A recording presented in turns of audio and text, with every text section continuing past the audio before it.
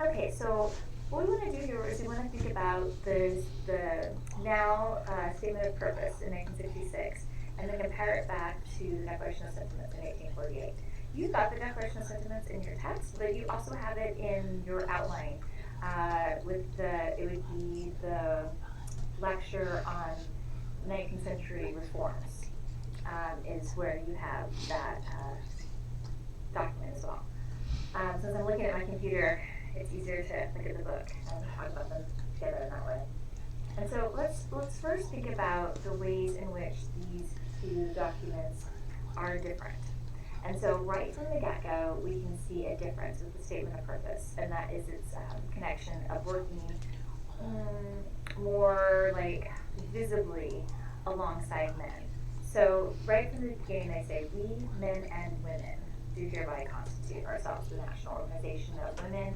And then at the end, they say that we hope to develop confidence in our ability in partnership with men. Now, in the Declaration of Sentiments, men attended the conference, men signed it. Remember, in the film you watched, Douglas was a key supporter of women getting the right to vote. And it was kind of his, saying, women really need this, but how others should agree with it. So men were certainly involved, but that if you look at the document, it more sets up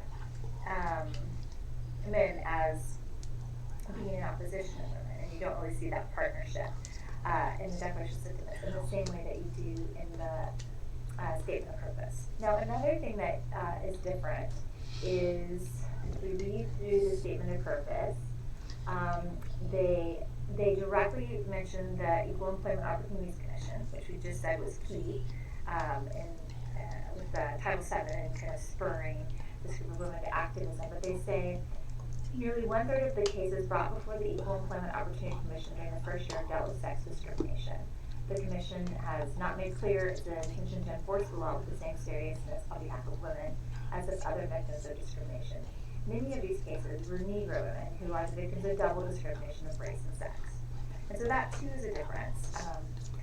Right, in the Declaration of Sentiments, there's no recognition of women of color. And in fact, we had Sojourner Truth in her anti-women speech, saying, "Hey, don't forget about me, right? I'm a woman too." She had to remind white women. And so here, there's an acknowledgement of the double discrimination, and actually, oftentimes even more, that women of color face. Now, as you'll see, the film clip that you're going to watch about now,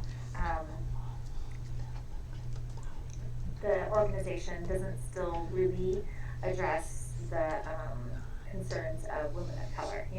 One of the things these women want are access to jobs and equal pay, and women of color are like, "I wish I had the leisure to not have a job. I wish I could stay home and only, be have that MRS degree. I wish I had access to college," right? And so there's a disconnect. But again, the difference in this document is at least there's an acknowledgement of it, where we didn't see it before. That said, there's a whole lot of similarities in the things they're asking for. Now, the big difference is we have the vote, right? So there's nothing there about the vote, but they say they want access to top professions, government, industry, churches. They want access to those positions in labor unions and education. They don't have access to even some of the jobs they say that are traditionally seen as feminine jobs. They're losing access to those jobs as well. It says women are losing ground in things that are what thought to be women's fields. They write about a false image of women in the media, which was alluded to in the Declaration of Sentiments. And that, again, they don't have access to some of those top jobs. So in that way, we see a lot of similarities to that Declaration of Sentiments. One other connection but difference is that last bit. They say here, "We are similarly opposed to all policies and practices in church, state, college, factory, or office, which in the guise of protectiveness not only denies opportunity but also fosters in women self-contempt,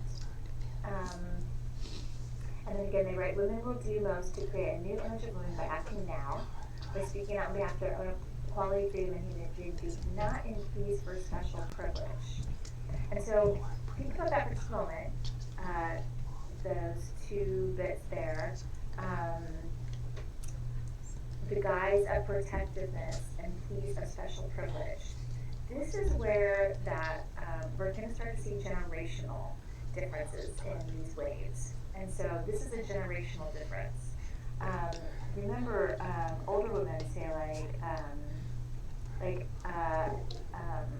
Eleanor Roosevelt. She's not alive anymore by 66, but we talked about like the Triangle Factory Fire and women's activism and reform, the Women's Trade Union League. And we said that one of the things they won was protective labor legislation, and that was seen as like a yay, like a good thing, right?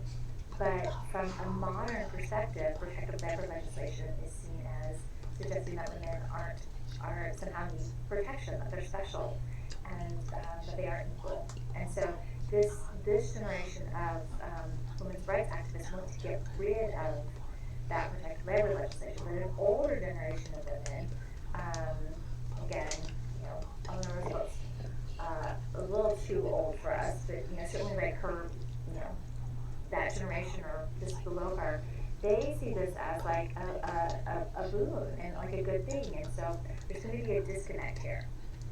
We're going to see that generational difference happen again a lot in the next wave, between the second and the third wave. There's going to be that generational difference too, in terms of how words are used and how like identities are understood.